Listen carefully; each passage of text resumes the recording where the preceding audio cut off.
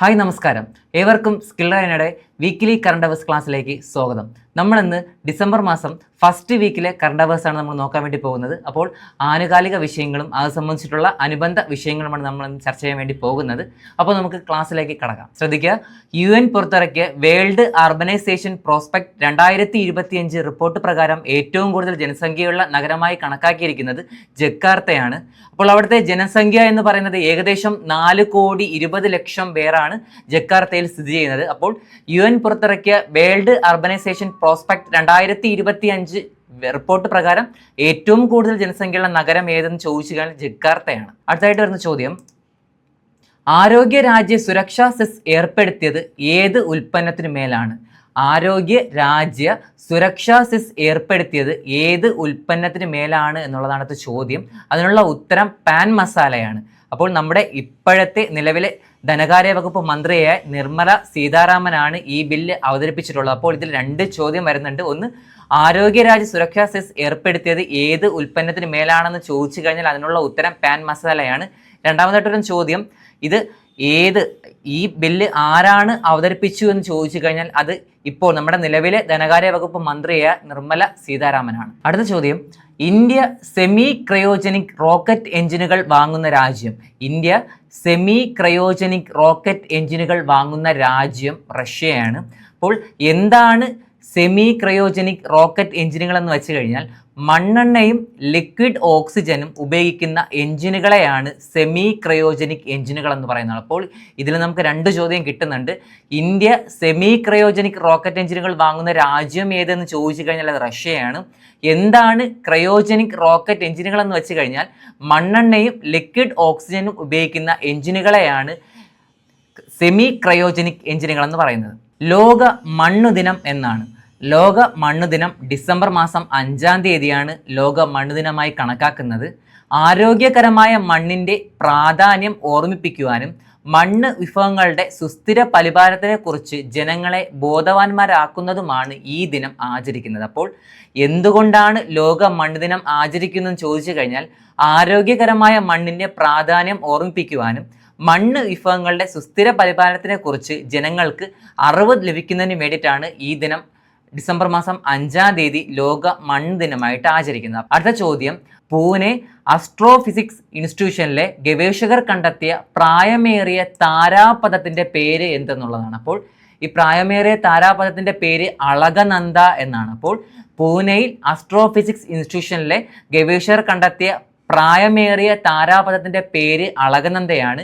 ഹിമാലയത്തിലെ പുണ്യനദിയായ അളകനന്ദയുടെ പേരാണ് ഈ താരാപഥത്തിന് നൽകിയത്. അപ്പോൾ പൂനെ ആസ്ട്രോഫിസിക്സ് ഇൻസ്റ്റിറ്റ്യൂഷനിലെ ഗവേഷകർ കണ്ടെത്തിയ പ്രായമേറിയ താരാപഥത്തിന്റെ പേര് അളകനന്ദയാണ്. ഹിമാലയത്തിലെ പുണ്യനദിയാണ് അളകനന്ദ. അപ്പോൾ ഹിമാലയത്തിലെ പുണ്യനദിയായ അളകനന്ദയുടെ പേരാണ് ഈ താരാപഥത്തിനും ഇവരിട്ടിരിക്കുന്നത്. അപ്പോൾ അടുത്ത ചോദ്യം, എക്വവെറിൻ 14-ാമത്തെ പതിപ്പിന്റെ വേദി ഏത് എന്നുള്ളതാണ്. അപ്പോൾ എക്വവെറിൻ 14-ാമത്തെ പതിപ്പിന്റെ വേദി കേരള സംസ്ഥാനത്തിലെ തിരുവനന്തപുരം ജില്ലയിലാണ് എക്വവെറിൻ 14-ാമത്തെ പതിപ്പിന്റെ വേദി എന്ന് പറയുന്നത്. 2025 ഡിസംബർ മാസം 2-ാം തീയതി മുതൽ 15-ാം തീയതി വരെ നടക്കുന്ന ഈ സൈനിക അഭ്യാസം ഇന്ത്യൻ കരസേനയെയും മാലിദ്വീപ് പ്രതിരോധ സേനയും ചേർന്നാണ് നടപ്പിലാക്കുന്നത്. അപ്പോൾ ശ്രദ്ധിക്കുക, എക്വവെറിൻ 14-ാമത്തെ പതിപ്പിന്റെ വേദി എവിടെന്ന് ചോദിച്ചാൽ കേരള സംസ്ഥാനത്തിലെ തിരുവനന്തപുരം ജില്ലയിലാണ്. 2025 ഡിസംബർ മാസം 2-ാം തീയതി മുതൽ, ഇത് ഡേറ്റ് ഒന്ന് ഓർമ്മിച്ച് വെക്കുക, 2025 ഡിസംബർ മാസം 2 മുതൽ 15 വരെ നടക്കുന്ന ഈ സൈനിക അഭ്യാസം ഇന്ത്യൻ കരസേനയെയും മാലിദ്വീപ് പ്രതിരോധ സേനയും ചേർന്നാണ് ഇത് നടപ്പിലാക്കുന്നത്. 2025 നവംബർ മാസം 29-ന് അന്തരിച്ച ബ്രിട്ടീഷ് നാടകകൃത്ത് ആര് എന്നുള്ളതാണ്. അപ്പോൾ 2025 നവംബർ മാസം 29-ന് അന്തരിച്ച ബ്രിട്ടീഷ് നാടകകൃത്താണ് ടോം സ്റ്റെപ്പാർട്ട്. അപ്പോൾ 2025 നവംബർ 29-ന് അന്തരിച്ച ബ്രിട്ടീഷ് നാടകകൃത്താണ് ടോം സ്റ്റെപ്പാർട്ട്. അദ്ദേഹത്തിൻ്റെ പ്രസിദ്ധമായ നാടകങ്ങളാണ് the real ring, Arcadia, the invention of love, rock and roll. അപ്പോൾ ഇത്തരത്തിലുള്ള പ്രധാനപ്പെട്ട നാടകങ്ങളാണ് അദ്ദേഹത്തിൻ്റെ ഈ 4 നാടകങ്ങളും. The real ring, Arcadia, the invention of love, rock and roll തുടങ്ങിയ നാടകങ്ങളുടെ പ്രധാനപ്പെട്ട എഴുത്തുകാരനാണ് ടോം സ്റ്റെപ്പാർഡ് എന്ന് പറയുന്ന വ്യക്തി. അപ്പോൾ 2025 നവംബർ മാസം 29 അന്തരിച്ച ബ്രിട്ടീഷ് നാടകകൃത്ത് ആരെന്ന് ചോദിച്ചാൽ ടോം സ്റ്റെപ്പാർട്ടാണ്. ഇന്ത്യയുടെ ജനസംഖ്യ 190 കോടിയിലെത്തുമെന്ന് പ്രതീക്ഷിക്കുന്ന വർഷം ഏത് എന്നുള്ളതാണ്. അപ്പോൾ ഇന്ത്യയുടെ ജനസംഖ്യ 190 കോടിയിലെത്തുമെന്ന് പ്രതീക്ഷിക്കുന്ന വർഷം 2080 അപ്പോൾ ഇനി ഏകദേശം 55 വർഷമുണ്ട്. അപ്പോൾ ഇന്ത്യയുടെ ജനസംഖ്യ 190 കോടിയിലെത്തുമെന്ന് പ്രതീക്ഷിക്കുന്ന വർഷം 2080 ഇന്ത്യയിലെ ടോട്ടൽ ഫെർട്ടിലിറ്റി റേറ്റ് TFR 1.9% ആണ്. അപ്പോൾ ഇന്ത്യയുടെ ജനസംഖ്യ 190 കോടിയിലെത്തുമെന്ന് പ്രതീക്ഷിക്കുന്ന വർഷമാണ് 2080. ഇന്ത്യയിലെ ടോട്ടൽ ഫെർട്ടിലിറ്റി റേറ്റ് എന്ന് പറയുന്നത് TFR 1.9% ആണ്.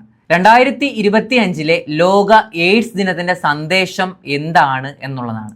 അപ്പോൾ 2025 ലോക എയ്ഡ്സ് ദിനത്തിന്റെ സന്ദേശം പ്രതിസന്ധികളെ അതിജീവിച്ച് പ്രതിരോധ പ്രവർത്തനങ്ങൾ മുന്നോട്ട് എന്നുള്ളതാണ്. അപ്പോൾ 2025 ലോക എയ്ഡ്സ് ദിനത്തിന്റെ സന്ദേശം എന്ന് പറയുന്നത് പ്രതിസന്ധികളെ അതിജീവിച്ചുകൊണ്ട് പ്രതിരോധ പ്രവർത്തനങ്ങൾ മുന്നോട്ട് എന്നതാണ്. കിഫ്ബി CEO ആരാണ് എന്നുള്ളതാണ് അടുത്ത ചോദ്യം. ഡോക്ടർ KM എബ്രഹാം ആണ് കിഫ്ബി CEO ആയിട്ട് നിയമിതനായിട്ടുള്ള വ്യക്തി. അദ്ദേഹം security and exchange board of ഇന്ത്യയിൽ അംഗമായിരുന്ന വ്യക്തിയാണ്. അപ്പോൾ ഇപ്പോഴത്തെ കിഫ്ബി CEO ആരെന്ന് ചോദിച്ചു കഴിഞ്ഞാൽ ഡോക്ടർ KM എബ്രഹാം ആണ്.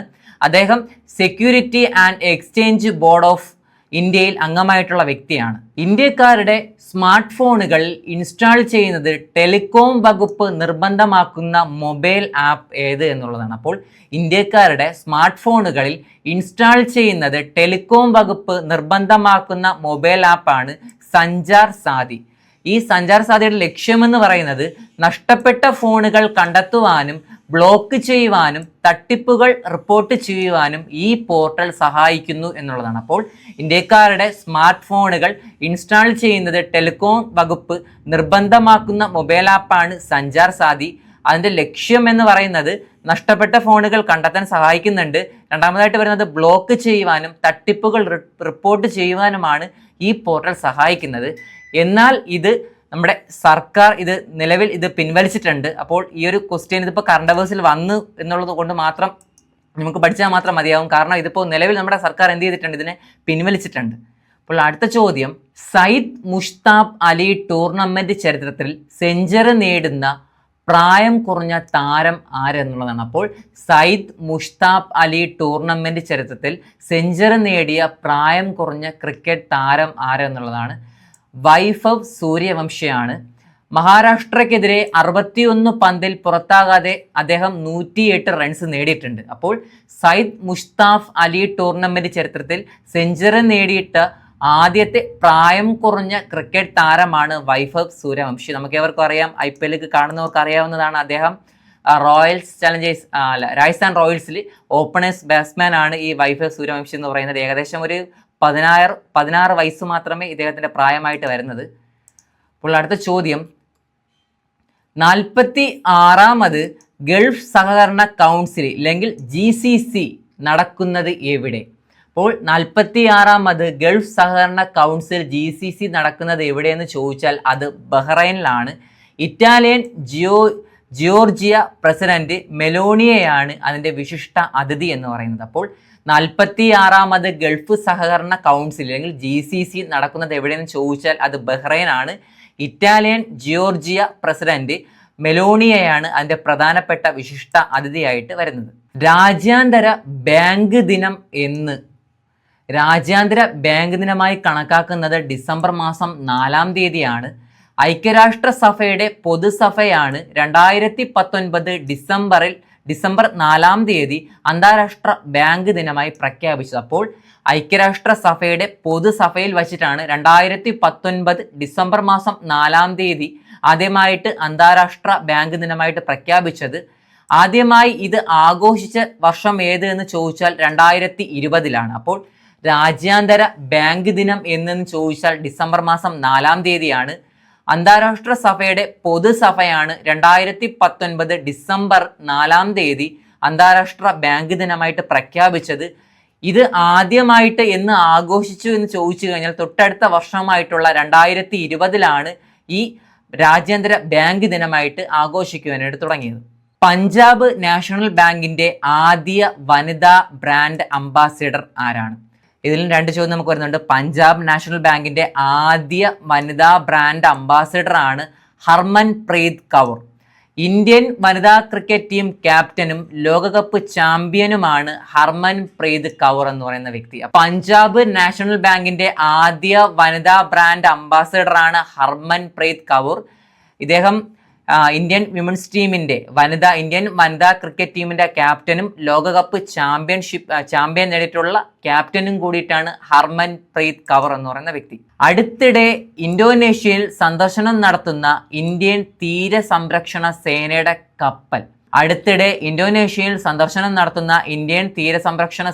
കപ്പൽ ICGS വിഗ്രഹ ആണ്. അപ്പോൾ ഇന്തോനേഷ്യയിൽ സന്ദർശനം നടത്തുന്ന ഇന്ത്യൻ തീരസംരക്ഷണ സേനയുടെ കപ്പൽ ഏത് എന്ന് ചോദിച്ചാൽ അത് ICGS വിഗ്രഹയാണ്. ആസിയാൻ രാജ്യങ്ങളിൽ വിദേശ വിന്യാസത്തിൻ്റെ ഭാഗമായാണ് ICGS ജക്കാർത്തയിൽ എത്തുന്നത്. അപ്പോൾ അടുത്തിടെ ഇന്തോനേഷ്യയിൽ സന്ദർശനം നേടുന്ന ഇന്ത്യൻ തീരസംരക്ഷണ സേനയുടെ കപ്പലാണ് ICGS വിഗ്രഹ. അപ്പോൾ ഇത് ആസിയാൻ രാജ്യങ്ങളിൽ വിദേശ വിന്യാസത്തിൻ്റെ ഭാഗമായാണ് ICGS ജക്കാർത്തയിലായിട്ട് എത്തുന്നത്. അടുത്ത ചോദ്യം, ഇന്ത്യയിലെ ആദ്യത്തെ സ്റ്റാർട്ടപ്പ് ടെക് മ്യൂസിയം സ്ഥാപിതമാകുന്നത് കർണാടക സംസ്ഥാനത്തിലെ ബാംഗ്ലൂർ എന്ന് പറയുന്ന സ്ഥലത്താണ്. അപ്പോൾ ഇന്ത്യയിലെ ആദ്യത്തെ സ്റ്റാർട്ടപ്പ് ടെക് മ്യൂസിയം സ്ഥാപിതമാകുന്നത് ബാംഗ്ലൂരിലാണ്. അപ്പോൾ ഇതിൻ്റെ ആദ്യഘട്ട പണി പൂർത്തിയാകുന്നത് 2027 കണക്ക്. നിലവിൽ ഈ ആഴ്ചയിലെ കറണ്ട് അവേഴ്സ് നമ്മൾ നോക്കിയിട്ടുണ്ട്. ആനുകാലിക വിഷയങ്ങളും അത് സംബന്ധിച്ചിട്ടുള്ള അനുബന്ധ വിഷയങ്ങളും നമ്മൾ ഡിസ്കസ് ചെയ്തിട്ടുണ്ട്. അപ്പോൾ ഇന്ന് നമുക്ക് അടുത്ത ആഴ്ചയിലെ കറണ്ട് അവേഴ്സുമായിട്ട് നമുക്ക് വീണ്ടും കാണാം. ഏവർക്കും താങ്ക് യു.